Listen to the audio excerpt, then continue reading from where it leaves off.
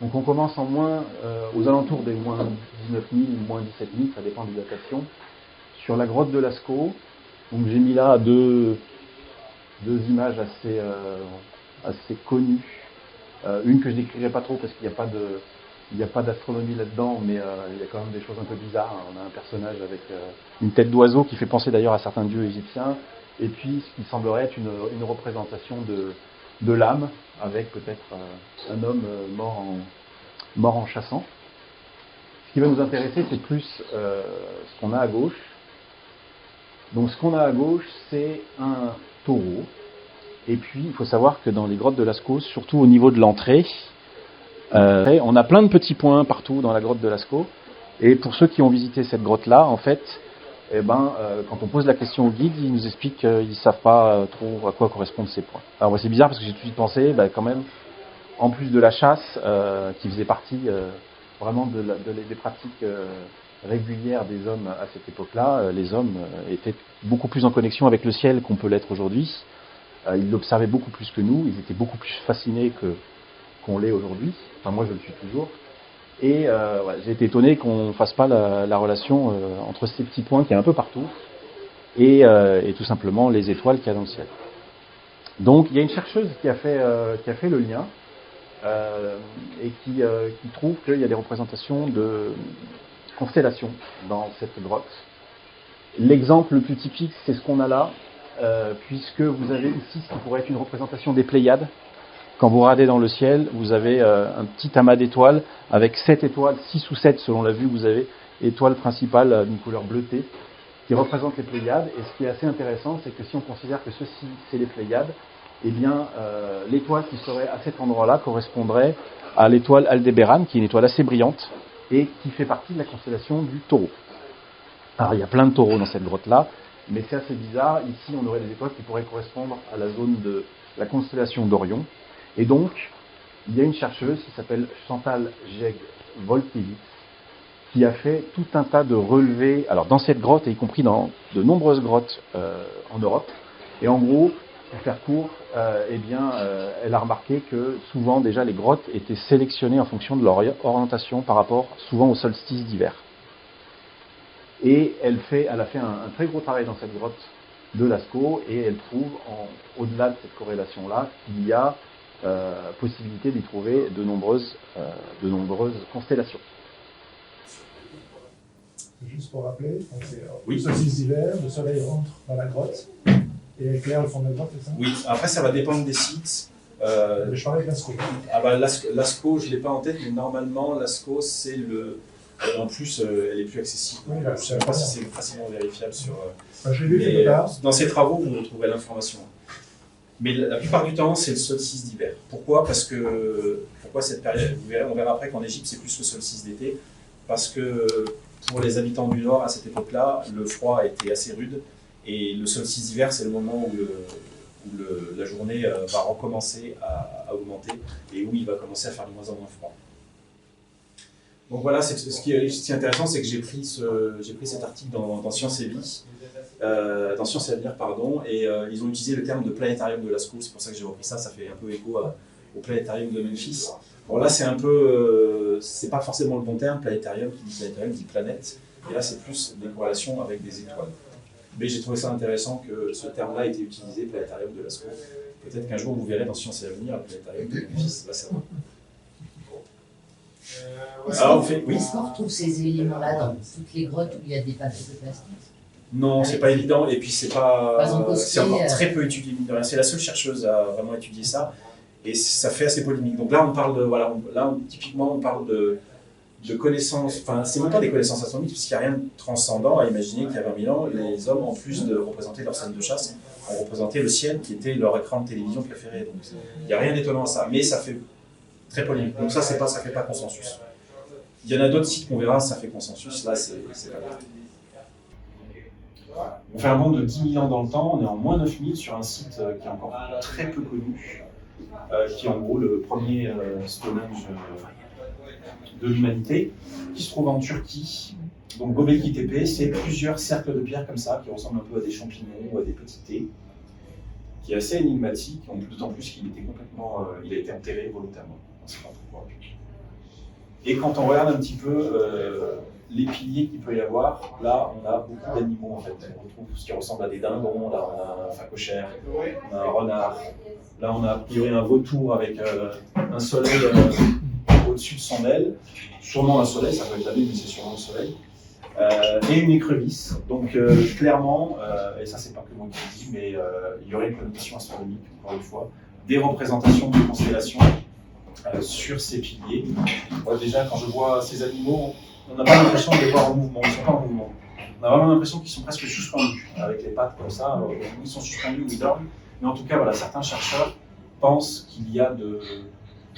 Déjà, on sait à peu près que c'était des sortes de temples sur lesquels il y avait une certaine connaissance qui était diffusée et amassée, parce qu'il n'y a pas d'habitation autour, donc c'est vraiment une espèce de centre cérémoniel. Et les connotations astronomiques sont assez fortes, et voilà, certains chercheurs pensent que clairement c'est des représentations, on va dire, archaïques de constellations. On va passer ensuite à Gozek, on est en Allemagne. Alors, ce qui est assez intéressant, c'est qu'on va voir Stonehenge, que vous devez tous connaître. On est à la même latitude que Stonehenge et on a le même type d'ouvrage, même si sur Stonehenge, après, vous rajoutez des cercles de pierre. On a un grand tumulus avec des remparts circulaires en bois et des piliers qui étaient en bois.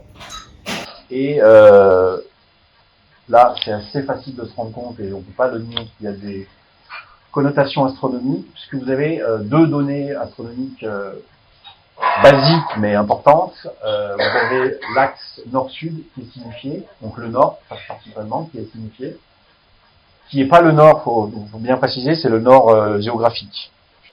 Nous, avec notre boussole, on a tendance à confondre avec le nord géographique, on a le nord géomagnétique, qui est décalé de quelques degrés selon où vous trouvez sur Terre. Là, voilà, on a un nord géographique qui correspond tout simplement à l'axe du monde, c'est-à-dire au pôle nord céleste, là où actuellement on a notre étoile polaire, avec la circulation de toutes les étoiles qui se fait autour. Donc voilà, on a l'axe du monde qui est signifié ici, une donnée astronomique principale liée à la rotation de la Terre sur elle-même, et on retrouve les solstices d'hiver dont on a déjà parlé tout à l'heure. Donc vous avez tout simplement à l'est le lever ici du soleil en hiver et son coucher le même jour. Donc là, connotation astronomique évidente. Ensuite, on passe en Égypte, sur lequel on va finir la grosse partie de la présentation. On est à Nabta Playa. Pareil, c'est un site qui est assez peu connu, mais très bien préservé puisqu'il est dans le désert égyptien. Un endroit où il y avait un lac quand la sécheresse n'est pas apparue. Donc voilà, il y a pas loin de 7000 ans. Et là, donc je vous ai montré le plus célèbre, mais il y a plein de cercles de pierre comme ça, en tout cas plusieurs, et notamment des alignements de pierre aussi, qui seraient focalisés sur la visée de la constellation d'Orion, dont on va reparler après. Et là est signifié cette fois-ci toujours l'axe du monde, donc l'axe nord-sud, qui va ensuite être réutilisé d'ailleurs dans les pyramides, puisqu'il faut savoir que les pyramides sont globalement alignées sur les points cardinaux, qui est rendu possible justement par les visées astronomiques des étoiles qui gravitent autour du pôle nord céleste. Donc là, on a l'axe qui signifie nord-sud, l'axe polaire de la Terre, et on a cette fois-ci le solstice d'été qui est représenté. Alors pourquoi ici, le solstice d'été est plus important? Déjà au niveau saisonnalité, il ne fait pas froid chez eux, mais surtout le lever du soleil le premier jour de l'été pour eux correspond au creux du Nil qui apporte la fécondité, qui apporte le début des cultures. Et donc c'est pour ça qu'ils ont signifié ça, parce que pour eux c'est assez important, même si là on est un peu à l'écart du Nil. Hop. Ensuite on arrive à Stonehenge. Donc j'ai mis moins 3000, il faut savoir que Stonehenge c'est un ouvrage mégalithique tardif par rapport aux autres mégalithes en fait, qui ont été élevés bien avant. C'est comme une sorte, même s'il y a beaucoup de débats encore sur le sujet, une sorte de condensé astronomique où on va retrouver, même si les chercheurs ne sont pas d'accord entre eux, on va retrouver beaucoup plus de données astronomiques que ce qu'on a pu voir avant.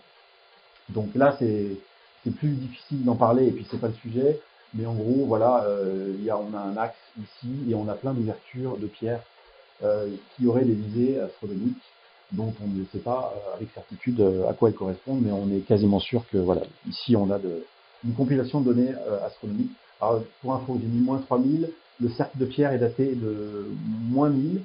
En moins 3000, vous commencez à avoir un tumulus comme vous avez à Gozek. Je vous avais dit Gozek juste avant, on avait juste un tumulus qui représente déjà un travail assez conséquent. C'est de la terre et des mètres cubes de terre qu'on a amassé pour faire un centre cérémoniel. On avait la même chose et après en moins 1000, on a rajouté ces pierres-là. Ensuite, on se trouve sur un site qui est très peu connu mais qui vaut le détour.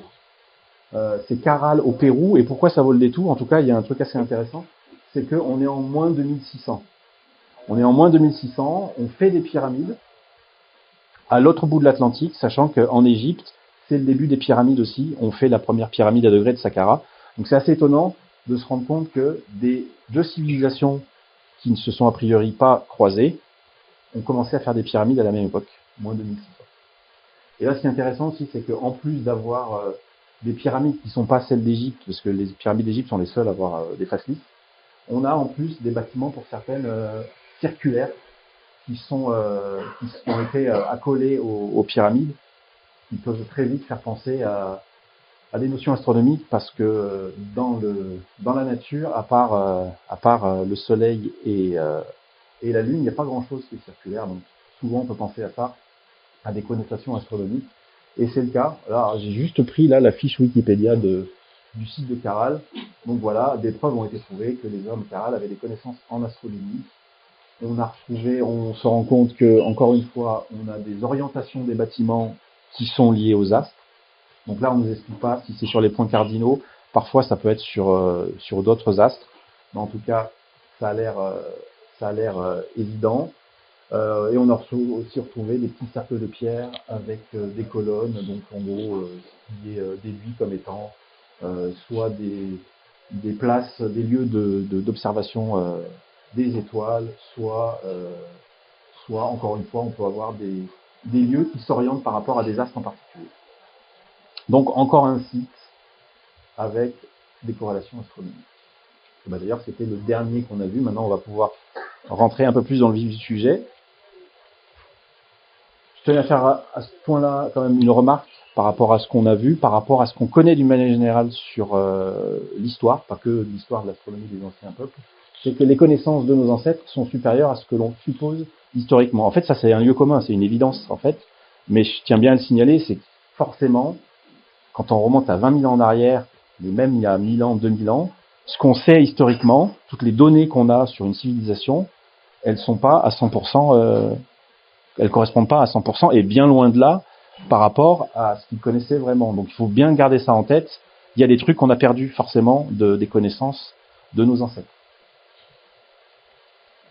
Un exemple tout simple, quand vous observez la position de la Lune et du Soleil, vous allez vous en rendre compte aujourd'hui, mais il y a 10 000 ans, il y a 20 000 ans, il y a 300 000 ans, c'est la même chose, toujours pareil.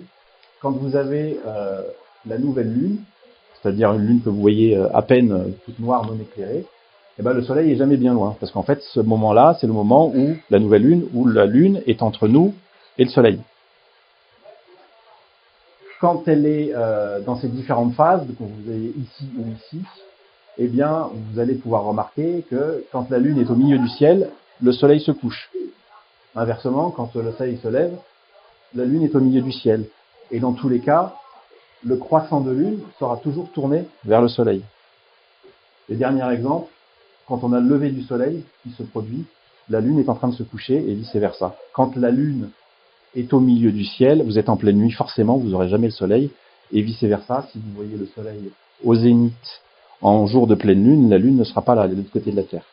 Tout ça pour vous dire que le constat simple qu'on peut faire de tout ça, c'est que le Soleil éclaire la Lune. Il faut savoir que cette connaissance basique que tout le monde peut constater, historiquement, elle est associée aux Grecs. Historiquement, on est censé pas savoir que les peuples anciens sont pas censés savoir. Or, on voit bien que, avec une simple observation, on peut le déduire. Et d'ailleurs, pour aller plus loin dans ce raisonnement, de manière assez indirecte, il n'est pas si difficile que ça pour des peuples anciens de déduire de ça que la Lune et le Soleil, et peut-être même la Terre, sont des sphères. Or, pareil, encore une fois, c'est les Grecs qui sont censés, les premiers, penser que le Soleil et la Lune étaient sphériques. Deuxième élément avant de passer sur le planétarium de Memphis, les connaissances de nos ancêtres font parfois écho à des données scientifiques modernes, et ça c'est beaucoup plus étonnant. Donc j'ai deux exemples principaux à vous présenter. Le premier concerne la constellation d'Orion. Donc c'est une constellation qui est assez connue, parce que surtout l'hiver, elle est assez haut dans le ciel en pleine nuit, elle est assez vaste. Elle est composée de 7 étoiles qui sont relativement brillantes, notamment ici Betelgeuse et Rigel, qui sont de même éclat, qui sont de couleurs complètement opposées, on va dire, dans le spectre lumineux, une rouge, une bleue. Donc c'est vraiment une constellation qui a fasciné les hommes depuis très longtemps. Et aujourd'hui encore, quand on la regarde, cette constellation, on comprend pourquoi elle est si fameuse. Eh bien, il y a un mythe sur Orion qui concerne les aborigènes.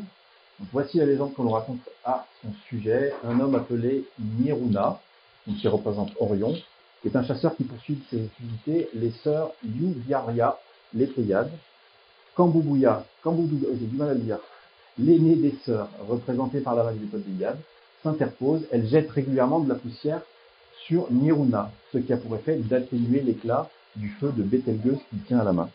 Donc cette légende qui a été montée, ce mythe qui a été monté par les aborigènes, il a des milliers d'années.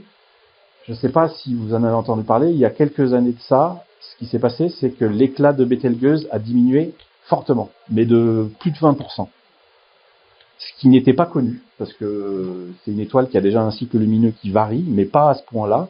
On ne savait pas ce qui se passait. Et donc, à l'heure actuelle, l'explication principale, c'est que quelque part dans l'espace, entre nous et cette étoile, qui est une géante gazeuse, il y a un nuage de poussière qui s'interpose à cycle régulier. Et il est fort probable que les peuples, depuis des dizaines de milliers d'années, aient remarqué ce phénomène et qu'ils l'aient transposé dans leur mythe.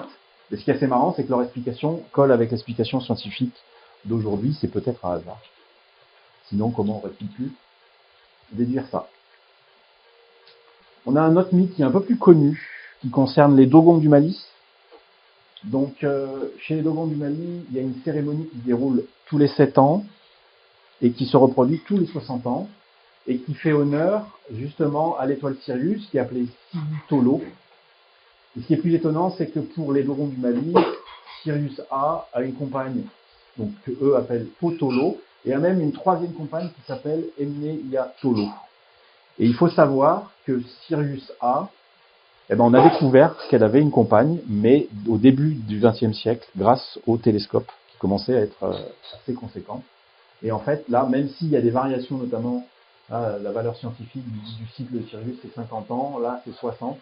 Même s'il y a des variations, il est assez étonnant de constater qu'il pensait qu'il y avait bien une compagne à Sirius. Donc là, on a un deuxième exemple assez étonnant. Comment ont-ils pu avoir ces connaissances-là? On ne sait pas. En tout cas, ils les ont, et je pouvais vous retenir ça. Si un jour, le monde astronomique découvre une troisième compagne à Sirius, vous pouvez vous dire que là, les Dogons, ils n'ont pas fait ça. Ils n'ont pas retenu ça au hasard, qu'il doit y avoir une explication. On va partir maintenant sur l'Égypte, et on ne va plus la quitter jusqu'à la fin.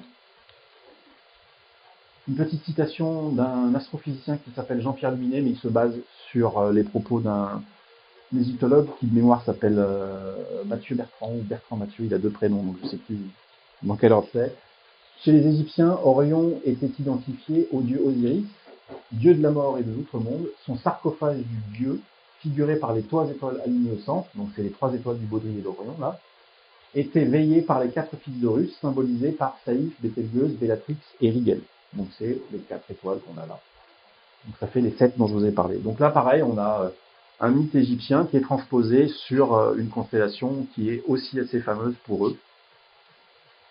Et ça va nous faire le premier point d'entrée astronomique sur le plateau de Gizeh, puisque, je ne sais pas si certains d'entre vous connaissent, il y a une théorie qui est développée par quelqu'un qui s'appelle Robert Bauval, qui a des décennies et des décennies, je crois que ça date des années 70, qui estime que les 3 grosses pyramides du plateau de Gizeh représentent les 3 étoiles du baudrier d'Orion. Donc vous avez les noms là, Al-Itak, Al-Nilam et Nifaka. Donc là, moi, ce que j'ai illustré, c'est quelque chose que j'ai vérifié de manière un peu plus poussée, c'est de voir si cette corrélation, elle fonctionnait. Donc l'idée de Robert Bauval, c'est que ça fonctionne pas tout à fait actuellement, mais que ça fonctionnerait en 10 500. Donc il a fait ça avec des logiciels des années 60-70. Je sais pas si c'est corrigé derrière. Moi, j'ai vérifié, je me suis rendu compte que quand on fait coller, ce qui est évident, c'est facile pour tout, les deux premières étoiles ou deux grosses pyramides, on a un décalage sur la troisième, et que peu importe où on va regarder dans un logiciel d'astronomie pour voir par exemple si en moins 10 500 c'est différent, en fait ça bouge pas beaucoup. C'est dû au fait que ces étoiles bougent très peu dans le ciel, c'est ce qu'on appelle le mouvement propre, elles sont très très loin de nous, et elles bougent très très peu entre elles, donc en fait dans le temps, elles restent relativement fixes, même s'il y a une petite variation. Voilà, donc cette corrélation, pour moi, ça reste malgré tout un très bon point d'entrée pour appréhender les données astronomiques que les Égyptiens ont pu connaître. Et c'est ainsi qu'on va partir sur la corrélation que je propose, alors qui est beaucoup plus complexe. C'est ça un peu on va dire c'est son point faible, la corrélation d'Orion. Vous faites correspondre 3 étoiles à 3 planètes, à 3 pyramides, pardon, et puis ça s'arrête là. Là, ce que je vais proposer est beaucoup plus développé. Et j'ai envie de dire fonctionne mieux. Pourquoi? Alors il y a un truc que j'ai pas dit là. Un truc qui aurait pu être aller dans le sens de la théorie de Bauval, c'est qu'il y a une corrélation entre la brillance de ces 3 étoiles et la taille de ces 3 pyramides. Or, c'est pas le cas. En fait, ces 2 étoiles-ci sont de brillance relativement similaire. Celle-ci est un peu moins brillante. Donc, il n'y a pas de corrélation en fait entre la brillance des étoiles du baudrier d'Orion et la taille des pyramides. Donc, moi, ce que je propose comme point d'entrée, c'est de faire ce parallèle-là. Vous avez une belle vue du dessus des 3 pyramides du plateau de Gizeh, et vous avez une vue issue d'un logiciel d'astronomie. Donc là, pour l'instant, c'est juste les tailles qui sont respectées, c'est pas les distances, bien évidemment. Eh bien, la corrélation parle d'elle-même. J'ai presque pas besoin en tout cas comme point d'entrée, de la décrire. On a une taille similaire entre la Terre et la pyramide de Khéops, Vénus et la pyramide de Képhren, et Mercure et la pyramide de Mykérinos. Le truc qui est intéressant aussi, c'est de noter, hasard ou pas, que le volume, en fait, ces 2 planètes sont vraiment, la Terre fait 12 700 km et Vénus fait à peu près 12 000 km, donc c'est assez proche. Vénus représente 86% du volume de la Terre. Ben, il se trouve que si vous amusez à mesurer le volume de Vénus, c'est 86% de Képhren, c'est 86% du volume de Khéops. Donc ce que je vais vous présenter, moi, c'est les corrélations, on va dire, principales. Ça fait partie des petits détails supplémentaires qui donnent des indices et qui font que je n'arrive pas à lâcher l'affaire sur ce truc-là. J'ai beau le regarder, le machin, j'y vois un planétarium. Donc voilà, pour la première donnée. Donc ce que j'ai fait par la suite, on le voit bien là, hein, ce qu'il faut savoir, c'est que, bien évidemment, les planètes, elles tournent autour du Soleil. Des positions, il peut y en avoir, pas une infinité, mais plein d'autres. Là, on a quand même une configuration qui est assez particulière, que j'ai réussi à retransposer. Alors, vous formalisez pas sur la date, j'ai réussi à trouver une date où on trouve les 3 planètes exactement dans la même configuration, c'est-à-dire où les planètes sont quasiment alignées, comme les 3 pyramides du plateau de Gizeh. Voilà, c'est juillet 2071. Ça tombe bien, c'est mon anniversaire, le 21 juillet. Mais vous formalisez pas sur la date, ça veut pas dire que cette date veut dire quelque chose, ou voilà, il va y avoir l'apocalypse ou quoi. Hein, c'est complètement indépendant, c'est juste une façon de vérifier que cette configuration-là, elle peut correspondre aux pyramides. Est-ce que vous êtes remonté dans le passé pour voir à quel moment avait lieu aussi cette... Alors ce logiciel, il remonte jusqu'à l'an 0. Et c'est le plus pratique pour découvrir ça. Donc malheureusement, il faut se faire à la main dans un logiciel qui s'appelle Stellarium, toutes les configurations pour essayer de trouver, et j'ai pas trouvé dans le passé, pas aux dates des pyramides en tout cas. C'est pour ça que je précise 2071. Je sais pas s'il y en a qui connaissent la révélation des pyramides, le film, la révélation des pyramides. Dans la révélation des pyramides, il y a une hypothèse à la fin qui dit que tout ça c'est une horloge astronomique. Alors il parle pas du tout de ça, et qu'il va y avoir une sorte de fin du monde dans le passé. Je précise ça parce qu'il y en a qui s'imaginent que du coup, en 2071, certains d'entre eux seront encore là. On verra bien, mais je crois pas. Donc voilà, cette configuration-là, il faut savoir que évidemment les planètes elles bougent en permanence, surtout plus elles sont proches du Soleil, plus elles bougent vite. Hein. Et que donc là on a une configuration qui fonctionne très bien à une date particulière, mais c'est pas une date précise. Vous avez vu le 21 juillet avant, c'est pour faire l'image. Et en gros, cette date, c'est entre le 14 juillet et le 21 juillet à peu près, où on a une telle configuration que c'est ça aussi qui est intéressant, je vais revenir un peu là, c'est que c'est pas n'importe quelle configuration qu'on a. C'est une configuration où à la fois les trois planètes sont les plus proches l'une de l'autre et elles sont le plus éloignées du Soleil. Vous voyez, l'orbite de Vénus est assez excentrée. On est quasiment au plus éloigné du Soleil. C'est le cas aussi pour Vénus et c'est le cas aussi pour la Terre, même si leurs orbites sont relativement circulaires. Donc si on se pose la question de l'intentionnalité, c'est quand même pertinent parce que c'est une configuration particulière. C'est en plus un quasi-alignement. Donc dans cette configuration-là et entre ces dates-là, on a comme distance dans le système solaire entre la Terre et Vénus 48,7 millions de kilomètres et entre la Terre et Mercure 93,6 millions de kilomètres. Donc là, petite devinette, même si tout est un peu sur le slide, à votre avis, quelle est la distance entre ces deux pyramides et entre ces deux pyramides sur le plateau de Gizeh? Est-ce que vous avez une idée? En tout cas, c'est suggéré. Hein. L'indice, tout est dessus. Petite idée? Ok. Oh, il y a d'idées, mais c'est ça, en fait, c'est ça, sauf que c'est beaucoup plus resserré. En fait, on a 487 mètres entre les deux grosses pyramides, et entre Khéops et Képhren et Mykérinos, on a 936 mètres. Alors encore une fois, hein, il y a plusieurs configurations possibles, mais là ça fonctionne. Ça fonctionne très bien. Ce qui est assez intéressant, c'est maintenant je vais faire le lien avec la civilisation égyptienne et ce qu'on en connaît. Cette configuration, elle est particulière, je vous dis, par les distances des planètes entre elles et par rapport au Soleil. Mais cette période 14 juillet, 21 juillet, c'est pas n'importe laquelle. En gros, on parlait de remonter le temps tout à l'heure. Attendez, 14 juillet, c'est de quelle année? Justement. C'est exactement ce que j'allais dire. Parce que vous avez posé la question, est-ce qu'on pouvait remonter dans le temps? En fait, cette configuration-là, c'est toujours la même. C'est le moment, à ce moment-là, alors c'est pas tous les... C'est 2071. Oui. Sauf que ces planètes-là, elles se retrouvent les unes à côté des autres, pas que en 2071, mais il y a un cycle, après ça varie beaucoup, en 2071 ça marche assez bien.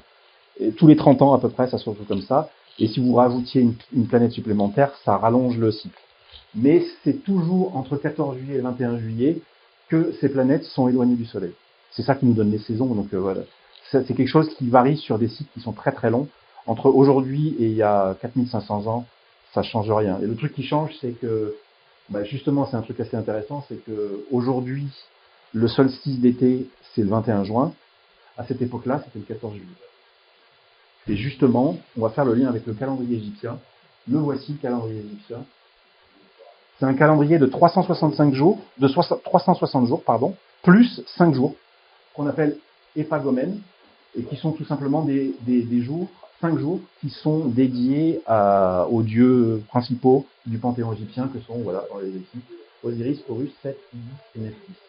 Et c'est assez intéressant de se remarquer déjà que ces 5 jours dédiés à ces dieux-là, ça commence le 14 juillet, on a exactement le même début ici. Mais en plus de ça, la saison qui va démarrer à partir du 19 juillet, c'est la saison des crues, et elle s'appelle Akhet. Et la pyramide de Khéops s'appelle Akhet Roufou, l'horizon de Roufou en fait. Donc on a un lien entre cette configuration planétaire et le calendrier égyptien. Bon, c'est ça que je veux dire, c'est la période du calendrier égyptien la plus importante pour les anciens égyptiens. Surtout que vous avez un problème avec le calendrier, puisque 360 jours, ça ne permettait pas d'avoir les saisons pour les plantations correctes. Donc vous avez un souci de... Alors ils corrigeaient avec ces 5 Vous avez été jours. obligé d'inventer ça pour corriger. C'est ça. Et puis ils avaient un cycle, mais leur cycle principal c'était lié au lever de Sirius en fait, qui y a un décalage d'un jour, mais tous les 1460 ans, donc ça a mis du temps avant de se décaler. Donc voilà, ça c'est important parce que c'est quelque chose que j'ai découvert il n'y a pas si longtemps que ça, parce que voilà, pour ceux qui pourraient me dire votre truc c'est complètement anachronique, ça correspond pas du tout à ce qu'on sait des Égyptiens, la configuration planétaire correspond avec le début du calendrier égyptien, et on a même une corrélation entre cette fameuse saison qui démarre le 19 juillet et le nom de la pyramide de Khéops. Donc ça, pour moi, c'est assez important de le retenir. Alors qu'est-ce que ça veut dire ce que je vous ai montré jusque-là? Ça veut dire qu'en gros, il faut faire l'effort un peu intellectuel, vous prenez le système solaire, qui est vaste, et vous le réduisez d'un 100 millionième. C'est-à-dire qu'en fait, dans cette configuration qu'on a là, 1 mètre au sol va représenter 100 000 km dans le système solaire. Pour vous donner une idée, c'est cette échelle-là de 1 pour 100 000. Ce qui est intéressant, c'est que c'est une échelle qui est cohérente. C'est-à-dire que c'est ce qu'on nous a permis tout à l'heure d'essayer de peut-être déduire le... Voilà, on garde les chiffres. Si vous avez une échelle au 1 dixième, 1 centième, etc., c'est beaucoup plus pratique. Donc, encore une fois, si c'est une intention, c'était la meilleure chose à faire que de prendre une échelle comme celle-ci. Alors, vu tout de suite, si vous enlevez des zéros, les pyramides seraient trop proches entre elles, ça fonctionnerait pas. Et si vous en rajoutez un, elles seraient distantes de plusieurs dizaines de kilomètres, donc ça fonctionnerait pas non plus. Alors, le Soleil, on va y venir. Vous n'arrêtez pas d'anticiper les liens, c'est bien. Le Soleil, il se trouve à 700 mètres à peu près à l'ouest de Mykérinos. Et donc, bien évidemment, je sais qu'il n'y a pas, je savais d'emblée qu'il n'y avait pas de pyramide ici. Il n'y a rien d'antique. Ou alors, il y avait quelque chose, peut-être un obélisque, je ne sais pas, mais il n'y a rien d'antique. Par contre, ce qui est assez marrant, le hasard est assez fou, c'est qu'à cet endroit-là, il y a le seul point de vue panoramique sur le plateau touristique. C'est-à-dire qu'ils ont fait un parking, il y a un petit muret en quart de cercle qui donne sur le truc. Ce qui est assez fou, c'est que cette vue-là, elle n'est pas du tout bonne. Vous verrez plus tard, en fait, les pyramides sont condensées et la pyramide de Khéops, qui est la plus fameuse, elle est cachée en partie par celle de... Donc je ne sais pas pourquoi ils ont choisi ça. Je ne sais pas pourquoi ils l'ont mis là, mais ils sont tombés sur le point soleil du planétarium. Donc c'est assez fou. C'est assez fou. Je ne saurais pas en dire plus. Est-ce que j'essaie de voir si je peux trouver des rapports de fouilles, parce que j'imagine qu'ils vont faire des parkings, ils vont faire des fouilles. Est-ce qu'il y avait quelque chose à l'époque? Est-ce qu'il y a des... Je ne sais pas. Je ne sais pas, j'aimerais bien savoir. Mais en tout cas, il y a une corrélation assez marrante, même si, voilà, là, c'est une corrélation qui, pour le coup, est liée à quelque chose d'assez moderne, un parking. Mais vous allez sur Google Maps ou sur Google F, vous verrez, c'est le seul point de vue panoramique. C'est le seul endroit, a priori, où les voitures peuvent faire demi-tour, se garer, etc. Sinon, vous faites tout à pied. Là. Et je vous recommande d'aller plutôt soit au niveau du Sphinx, vous avez une belle vue sur les pyramides, soit carrément vous allez faire une balade en cheval ou en chameau, et au sud, vous allez avoir une vue magnifique sur les pyramides. Là, à part me faire un petit clin d'œil à mon planétarium, je ne vois pas pourquoi ils ont fait ça. Donc, vous vous doutez bien que par la suite, ce que j'ai voulu chercher, c'est, en fait, il faut savoir que pour nous, comme pour nos ancêtres, les planètes visibles à l'œil nu, ça va jusqu'à Saturne, ça va pas au-delà. Donc là, il nous reste en gros à aller voir Mars, Jupiter et Saturne dans l'ordre de distance. Première problématique que j'ai eue dès le début, même si je vais y répondre après, l'absence de la pyramide de Mars. Donc en fait, la démarche, une fois que j'ai mon point soleil et que j'ai ça fonctionne. Vous avez vu, hein, là j'ai tracé l'orbite mini du soleil à Mercure et l'orbite maxi à chaque fois. Plus les cercles sont rapprochés, plus les orbites sont vraiment circulaires. On a vu que l'orbite de Mercure était assez elliptique. Voilà, ça veut dire que l'ellipse, elle va se retrouver là-dedans. Donc pareil, à chaque fois, j'ai fait un cercle à l'échelle dont je vous ai parlé tout à l'heure, orbite mini, orbite maxi, et je dois trouver quelque chose dans cette année. Là, je n'ai rien trouvé, si ce n'est que... Alors, là, c'est une image où il n'était pas encore construit, mais en gros, vous voyez ici, ils ont construit le musée égyptien. Le musée du Caire, le nouveau qui va ouvrir l'année prochaine. Et si on revient, hop, ici, ce qui est assez marrant, c'est que vous avez Mars dans ma date 2071. Et Mars est pile à l'emplacé du musée. Et je ne sais pas si vous voyez ce musée, si vous avez déjà vu des images ou quoi. C'est un musée qui est en forme triangulaire très allongée. Il a ce profil-là, en fait. Donc ça, encore une fois, c'est qu'un détail, mais c'est encore un clin d'œil. Il n'y a pas Mars, il y a un musée maintenant à cet endroit-là. Merci. Mais je repose ma question. Oui. Il y a 5000 ans, quand ils ont construit les pyramides, est-ce que Mars était à cette position? Non. Non, il y a 5000 ans, le Mars n'était pas à cette position. Non. Là, pour le coup, c'est plus facile à vérifier parce que le cycle est beaucoup plus long. Vous avez à peu près 30 ans pour que se reproduise à peu près ça, même si c'est toujours un peu décalé. Si je remonte aux alentours alors j'ai essayé aux alentours des moins 2600, c'est la période de datation de la pyramide, moins 3000, j'ai pas trouvé... De toute façon, j'ai même pas trouvé d'autres configurations parfaites comme celle-ci. Je sais qu'elles existent, mais pas forcément à cette époque-là. Je vais trop vite. Clac. Donc j'ai mis de côté Mars et j'ai... alors il faut savoir que déjà d'avoir une corrélation entre ces trois pyramides et les trois planètes, j'aurais pu en rester là, c'est déjà pas mal. J'ai découvert après qu'un physicien avait trouvé cette corrélation avant moi. Mais j'aurais bien aimé que ça aille plus loin et vous allez voir que ça va plus loin. Donc là, on a le cercle, les deux cercles qui correspondent dans lequel doit s'inscrire à l'échelle l'orbite de la planète Jupiter. Donc là, on est déjà à 7,4 km, entre 7,4 km et 8,16 km. Donc encore une fois, avec l'échelle que j'ai dite, ça vous permet de savoir dans le système solaire à quelle distance se trouve Jupiter, c'est-à-dire entre 740 et 816 millions de kilomètres par rapport au Soleil. Donc par rapport à ce point-là. Et au nord-ouest, donc si on remonte ici, en fait on est à Bourawash. On se trouve sur un site que en fait j'ai découvert grâce à ça. C'est en cherchant, je vais trop vite, c'est en cherchant la zone de Jupiter que j'ai trouvé cet ancien site, qui est un site de pyramide qui est très méconnu, mais c'est dommage. Enfin, c'est méconnu parce qu'elle a été démontée par les Romains en fait. Les Romains ont commencé à la démonter et au Moyen-Âge ça a été fini, ça a servi de carrière pendant des siècles. Ils l'ont démontée. Pourtant, on avait ici une pyramide qui est assez intéressante parce qu'elle était similaire à la pyramide de Mykérinos, qu'on verra juste après. Et c'était la plus haute pyramide d'Égypte, la plus haute en altitude. Ils l'ont vraiment mis beaucoup plus haut que disait. Et moi, j'étais content de la découvrir. Déjà, je la connaissais pas. Mais en plus de ça, c'est une pyramide qui fait complètement partie de la suite des trois autres que vous avez vues. Tout simplement, il faut savoir que la pyramide de Khéops a été construite en premier. Mais après, c'est pas la pyramide de Képhren, celle qui est quasiment aussi grosse, qui a été construite, mais c'est celle-ci. Donc dans l'ordre chronologique, ça colle très bien.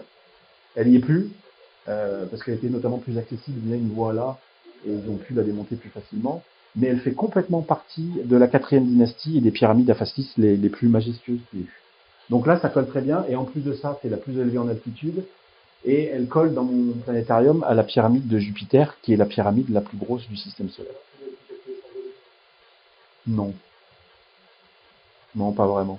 Dans tous les cas, elle est de taille similaire à Mykérinos. Donc on verra après, les volumes ne correspondent pas de manière globale aux tailles des planètes. Ils y sont pris de manière plus subtile, si je ne m'abuse. Donc on fait pareil, pour trouver Saturne, j'ai tracé un cercle qui commence à être assez gros. Alors il faut savoir que, vous voyez, mon histoire, ça fonctionne si on avait trouvé la pyramide ici, ça fait quand même beaucoup de cas possibles. Pour ceux qui me diraient que c'est un hasard, mais par contre, si c'était trouvé dans ces zones qui sont encore plus grosses, ça marchait pas. Et là, il n'y a pas de pyramide, il n'y a rien. Là, il n'y a pas de pyramide, là, il n'y a rien, là, il n'y a rien. Rien du tout. Donc, bref, je trace les deux cercles qui correspondent à Saturne. Donc là, on commence à être loin. On est à 1370 millions de kilomètres dans le système solaire et là, 1500 millions de kilomètres. Et ici, on le voit un peu sur l'écran, et ben, je suis tombé sur la plus vieille des pyramides, à savoir la pyramide qui est la seule grosse pyramide de cet ordre-là, à degrés, la pyramide de Djoser à Saqqara. Donc voilà, c'est la première pyramide d'Égypte, et c'est la seule de cette facture qui sera faite en gradin pendant quelques dizaines d'années. Après, il n'y en aura pas d'autres de cette taille qui vont être faites, et après, on va passer aux pyramides Aphastis. Donc voilà, ce qui est assez... Alors maintenant, on peut passer sur la slide suivante. J'ai retranscrit donc ces deux pyramides qui correspondraient aux deux géantes gazeuses du système solaire. Jupiter, avec sa pyramide qui était en gros, on verra après, similaire à Mykérinos, c'est-à-dire qu'il faut savoir, la bicolore. La pyramide était bicolore. Ou bicolore, ou totalement rouge, on ne sait pas, elle était démontée. Mais elle est représentée comme ça dans les livres, actuellement dans les livres d'Égypte. Donc là, on a un lien entre la plus grosse planète du système solaire et la pyramide qui était la plus élevée en altitude. Et on a un lien assez intéressant avec cette première pyramide, puisqu'il faut savoir que, évidemment, c'est connu, Saturne a des magnifiques anneaux, et la pyramide de Djoser était une pyramide complètement ceinturée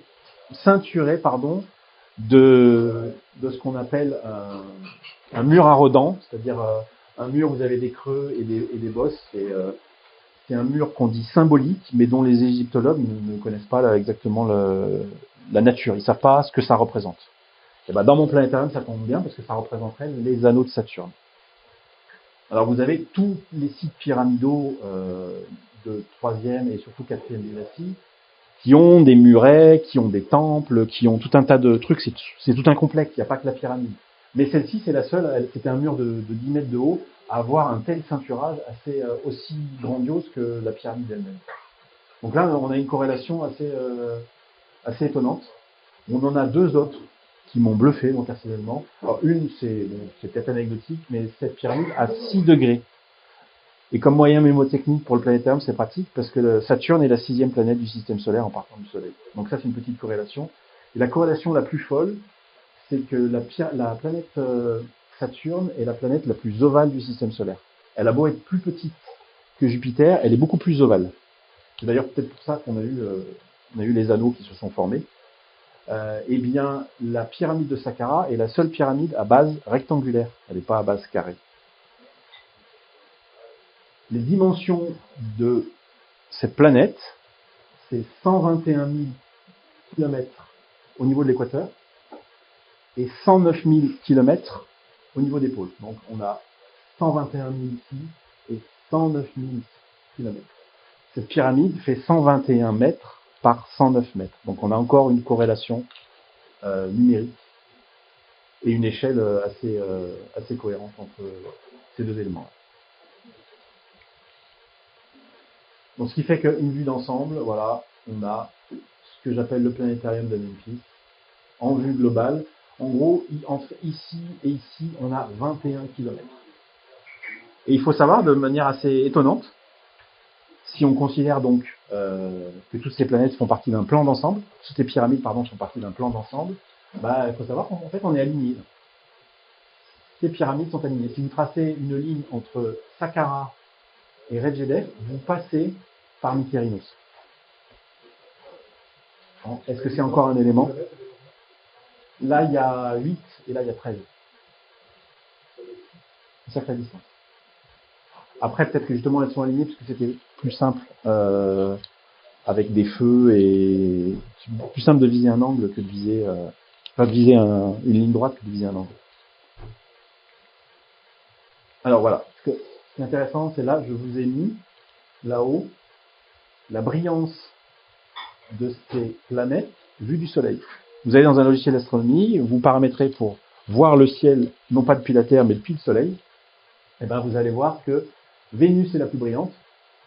Ensuite, c'est la Terre et Mercure. J'ai tendance à mélanger le nom des pyramides et des planètes.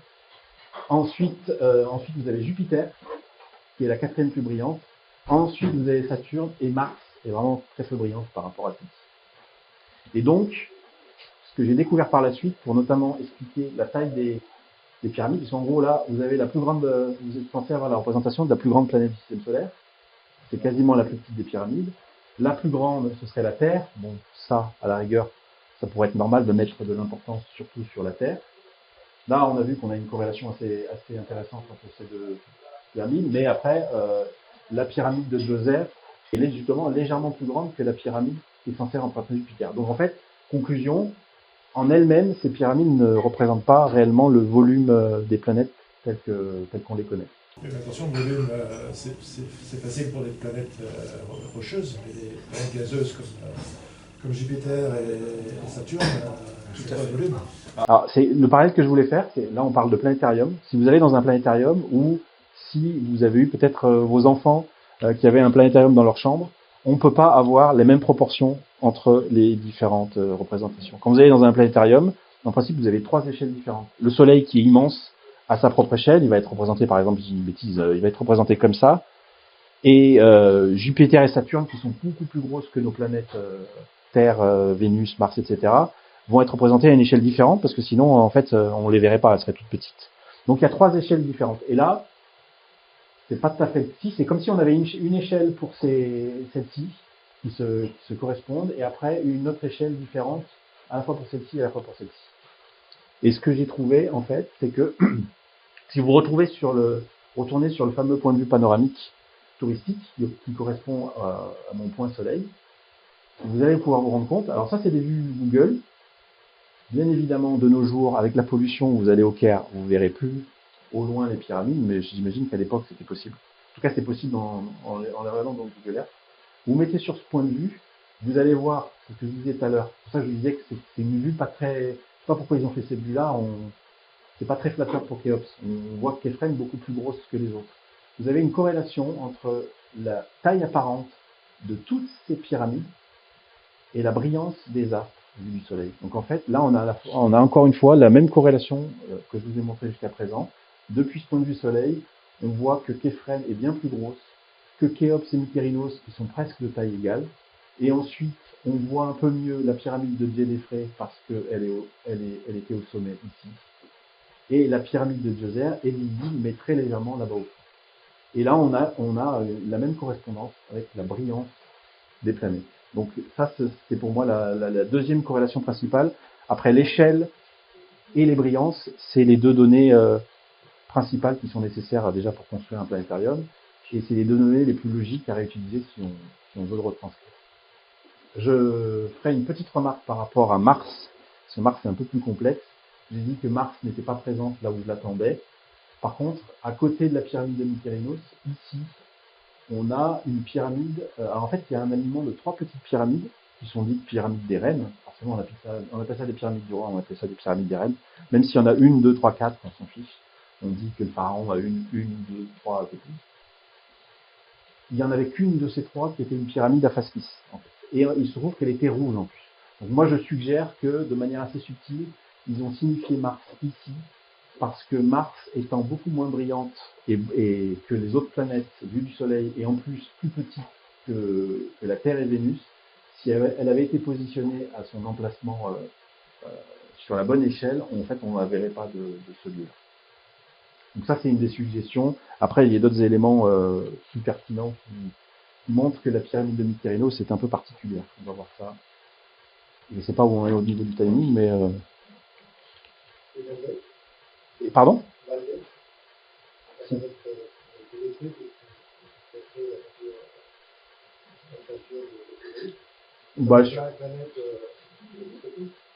Je suis pas spécialement sûr que... Enfin, non, je suis pas spécialement sur ce...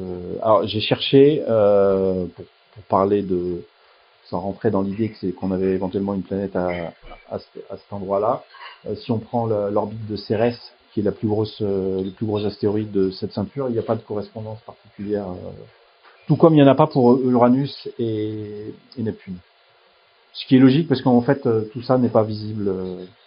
Déjà, Mars, ça devient un peu plus limite, c'est la planète la moins... Depuis le Soleil, depuis la Terre, Mars, vous la trouvez. Hein. Vous pouvez la confondre avec une étoile, mais par contre, depuis le Soleil, ça commence à être un peu limite. On la confond aisément avec une étoile. On ne fait pas la distinction. Donc après, voilà, ceinture d'astéroïdes, Uranus, Neptune, c'est pas visible à l'œil nu, pas repérable. Je vais revenir un peu sur toutes les pyramides, parce que tout ce que je vous ai montré, alors il faut savoir qu'il y a une centaine de pyramides en Égypte qui se répartissent sur à peu près 1200 ans, entre moins 2600 et donc moins 1400. Les pyramides qui font partie de mon planétarium sont tous condensées sur la 3e, 4e dynastie, c'est-à-dire les toutes premières pyramides, les plus volumineuses, et celles qui nous restent encore aujourd'hui les plus majestueuses, les mieux conservées. Et donc, on les retrouve dans l'ordre chronologique ici. Donc, on a ici la planète la plus éloignée dans le système solaire, représentée par la pyramide la plus éloignée dans le temps, Saqqara. On va passer pour l'instant celle-ci, dont je n'ai pas encore parlé. Et ensuite, on retrouve ici l'horizon de Rufou, donc Khéops, qui représente la Terre. Ensuite, on a Jupiter. Ensuite, on a Vénus. Et ensuite, on a Mercure. Ce qui nous reste à évoquer, c'est ces 3 pyramides-là, qui étonnamment, donc vous voyez déjà, il faut savoir, ça c'est 230 mètres de large et c'est 146 mètres de haut, ça représente un volume de dingue et un travail de dingue.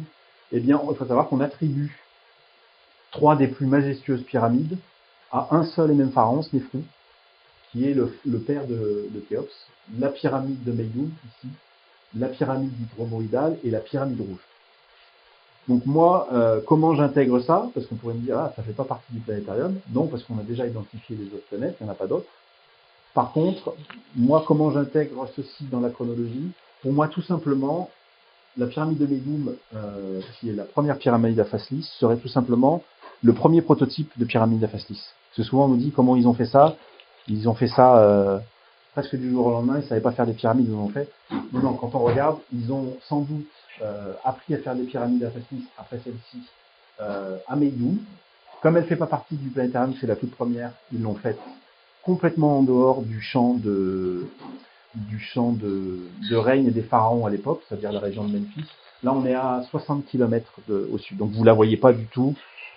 Pour moi, elle a été faite là-bas justement pour pas la voir, et puis pour commencer à un peu l'apprentissage, on va dire, des pyramides à face lisse.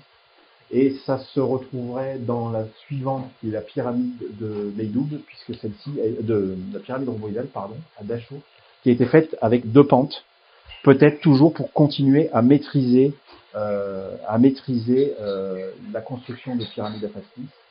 Tout comme ensuite, on continue prudemment à faire une pyramide qui est vraiment avec une pente très très douce. En fait, c'est la pyramide qui a le rapport le plus bas entre sa base et sa hauteur. Elle est vraiment, elle est courte sur patte, on va dire, en termes de proportion. Comme si on continuait à essayer de maîtriser l'architecture des pyramides à face lisse. Donc voilà, pour moi, vous allez voir qu'elle s'intègre dans des références astronomiques, excepté celle-ci, mais elles sont ici entrecalées pour pouvoir faire à coup sûr le joyau de toutes les pyramides, qui est la pyramide de Khéops, la seule pyramide avec des chambres internes qui montent quasiment jusqu'à la moitié de la pyramide. Et on va donc évoquer ces 2 pyramides qui ont des noms à connotation astronomique, à n'en pas douter. Chacune de ces pyramides a 2 noms. Le premier nom, c'est celle qui brille au sud et celle qui brille au nord. Et le deuxième nom que j'ai retenu ici pour ce slide, c'est Snéfrou est apparu au sud, Snéfrou est apparu au nord. Donc quand on compile les deux noms des choses, si on veut y associer des étoiles, ça nous paraît assez parlant de reprendre les noms. Donc on aurait affaire à des étoiles qui se lèvent et qui se couchent, puisqu'elle apparaît au sud, ça veut dire qu'elle disparaît. Mais par contre, ce qui est étonnant, c'est que ces pyramides, elles sont distantes de 2 km. Elles sont bien au-delà de celle-ci. Donc on n'est plus dans le cadre des planètes, vous allez voir, dans le planétarium. Mais elles sont très proches, donc c'est bizarre d'avoir dit celle qui apparaît au sud, celle qui apparaît au nord. Normalement, elles apparaissent à peu près en même temps, si elles ont des corrélations astronomiques. Donc on va voir, tout simplement, à quoi correspond selon moi ces planètes. Donc là, on sort du cadre du planétarium, puisqu'il s'agit d'étoiles, et on va se mettre au niveau du plateau de Gizeh sur le Sphinx.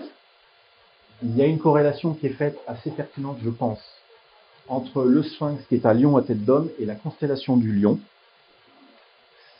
Cette statue géante représenterait la constellation du Lion, qui est la constellation qui culmine à l'est au moment du 14 juillet, au moment des crues du Nil.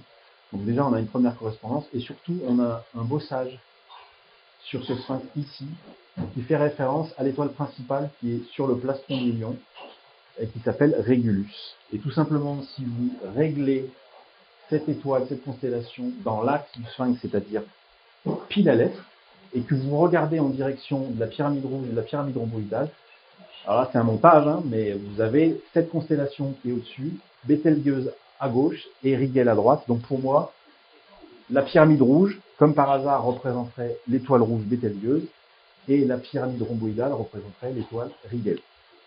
Et ça expliquerait le nom carrément. Vous avez vu qu'au début, on a vu que dans la mythologie égyptienne, ces 3 étoiles, c'était le tombeau d'Osiris. Osiris, qui est un des dieux les plus, on va dire, fameux pour les anciens Égyptiens. Eh bien, si vous prenez le nom, Snéfrou est apparu au sud de quoi? Snéfrou est apparu au nord de quoi? Eh bien, au sud, ici, et au nord, ici, d'Osiris, tout simplement. Donc là, il y a une corrélation astronomique, et j'arrive à retrouver une corrélation avec les noms des pyramides, qui fait que, en plus d'utiliser ces pyramides comme des moyens d'apprentissage pour faire les pyramides à face lisse, ils ont quand même réussi on va dire, à diviniser 2 étoiles assez importantes qui sont associées aux deux fils aînés d'Eurus. Et là, on est sur l'avant-dernier slide, je crois, de mémoire. Donc, j'ai rajouté un petit code couleur. Alors, tout ce que je vous ai montré, c'est vraiment une synthèse des travaux que je présente sur ma chaîne, donc voilà, l'apprentissage, on en a parlé tout à l'heure. Après, j'ai plein d'autres petites vidéos parce que, au-delà de cette corrélation planétaire que j'ai faite, j'ai essayé d'aller chercher s'il y avait d'autres données, alors il y en a plein, astronomiques notamment, qui pouvaient alimenter mon hypothèse. Et j'en ai trouvé pas mal. Et là, je vous présente une des plus intéressantes. C'est l'idée que sur le plateau de Gizeh serait représenté en plus de Mercure, Vénus, la Terre, à travers des ceinturages de granit qu'on a ici, mais pas ici, la planète Mars en plus, et le Soleil. Donc en gros, vous considérez que ces trois pyramides, elles sont d'architecture légèrement différente. La pyramide de Khéops qui représente la Terre et uniquement la Terre, et d'une seule couleur. La pyramide de Képhren qui représente principalement Vénus, pourrait représenter de manière assez subtile, avec son parement léger de granit rouge, le Soleil. Il faut savoir d'ailleurs que c'est cette pyramide qui est reliée au Sphinx, qui est un symbole solaire. Donc ça pourrait aller dans ce sens-là. Et surtout, là, on a une pyramide qui était bicolore, en fait. C'est un truc qui est assez peu connu. Parce qu'aujourd'hui, on a une pyramide qui a un ton à peu près similaire, on dirait voilà, c'est du calcaire, c'est légèrement jaunâtre, mais on avait vraiment sur une vingtaine de mètres de hauteur du granit rouge et après du calcaire de Toura. Donc, pour moi, c'est une façon supplémentaire, en plus de cette petite pyramide-là, de représenter la planète Mars. Il faut savoir aussi qu'il y a une corrélation parfaite avec la mythologie égyptienne, qui pourrait expliquer pourquoi ces deux pyramides sont associées. Tout simplement, dans la mythologie égyptienne, Mars et Mercure représentent Seth et Horus, qui sont les deux ennemis fratricides, qui ont une place assez importante. Ils se tirent la bourre tout le temps dans la mythologie égyptienne. Et donc, ça pourrait expliquer pourquoi ils ont choisi, de manière symbolique, de les associer tous les deux. Je rajouterai à ça des données purement géométriques. Si vous prenez la hauteur de cette pyramide et que vous divisez par la hauteur du parement granit rouge, vous avez le même rapport que le diamètre entre la planète Mars et la planète Mercure. Et il y a d'autres corrélations comme ça qui fonctionnent. La dernière que je vais vous montrer, c'est que je vous ai déjà dit que ces pyramides ne sont pas tout à fait alignées. Alors là, on a l'impression que ces trois points sont alignés, mais c'est pas le cas. D'ailleurs, si ça avait été le cas, ça aurait peut-être convaincu les égyptologues que ces pyramides ont été construites en corrélation les unes avec les autres. Or, actuellement, le consensus, c'est de dire, on a fait ça, on l'a fait de cette taille, on ne sait pas trop pourquoi. Après, on en a fait une petite, dont je vous ai parlé à RedGDF. On est revenu faire une grande, puis on a fait une petite. Mais il n'y a pas de lien, même géométrique, quand ils les ont mis au pif. Voilà. C'est un peu le consensus. S'il y avait eu cet alignement, éventuellement, ils auraient pu le reconnaître. Mais c'est pas le cas. Hein. On a un léger décalage. Si vous reliez les trois centres de ces pyramides entre elles, vous allez avoir un angle de 191,5 degrés que vous allez retrouver. Si vous comparez cet angle de 191 degrés avec les 360 degrés complets, vous avez un rapport de 1,88. Et 1,88, c'est le rapport entre la période de rotation de Mars et de la Terre. Vous prenez la période de rotation de Mars, vous divisez par 365,25, vous tombez sur 1,88. Donc en gros, ça aurait signifié en plus, avec ces petits codes couleurs, des données astronomiques qui lient Mars et la Terre par rapport au Soleil. Et après, voilà, il y a plein d'autres corrélations comme ça que j'aurais pu montrer, mais je veux pas noyer trop dans les chiffres. J'essaie de faire quelque chose de synthétique et pas trop mathématique, parce que je sais des fois les mathématiques et la géométrie, ça peut avoir un effet contre-productif, surtout quand on parle de pyramides et de civilisations égyptiennes. Et voilà, j'en ai fini. Et donc là, j'ai fait un petit slide. Si vous ne devez, comme c'est assez dense, retenir qu'une donnée pour appréhender le planétarium antique, c'est ceci. C'est le fait que on a une corrélation entre les trois premières planètes du système solaire et les trois pyramides du plateau de Gizeh en termes de taille, qui est assez visible et qui, j'espère un jour, remplacera cette hypothèse de corrélation d'Orion, qui me semble beaucoup moins pertinente que celle-ci. Et voilà, je vous remercie pour votre attention.